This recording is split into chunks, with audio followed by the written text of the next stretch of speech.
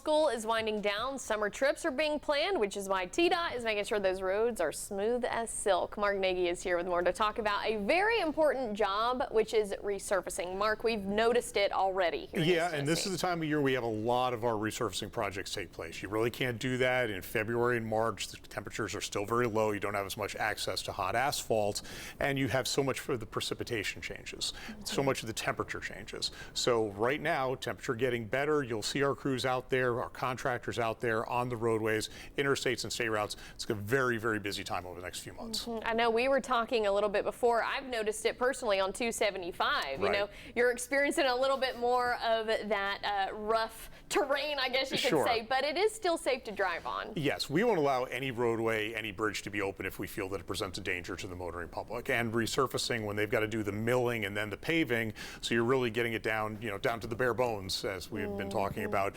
And so, unfortunately, sometimes it can be a bit of a rough ride, but when that process is complete, then it's certainly a much smoother drive for motorists in East Tennessee. Yeah, you just got to put up with a little bit of those bumps along the way. But okay, so 275 is a big one, but you also mentioned that there's another portion of that interstate and then some more state routes. What are the difference between those pieces of road work? Sure. So first of all, in terms of the major projects taking place, I-275 is one that if you're driving in that area, that 3-mile corridor in Knox County, it's going to be like that for the next couple of months. It is an extensive project. It's been necessary to be able to fix that roadway.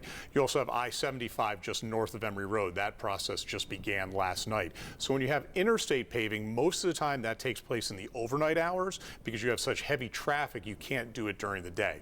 When you have State Route 33 in Blount County, State Route 107 in Greene County, just a couple of examples of paving on state routes, most of that work takes place during the daytime hours. All right. And then also, I know that these projects too are a great reminder to move over whenever you see people that are working on the roadways. Certainly, it's extremely dangerous work that they do each and every day, and when that work takes place at night, certainly you can't see as far because the sun has set and you've got the moon out.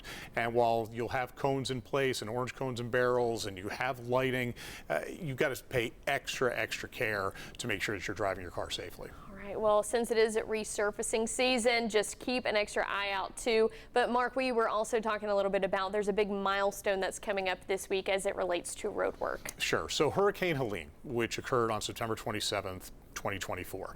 We had 49 sections of roadway and bridge that were closed due to the devastating effects of that storm.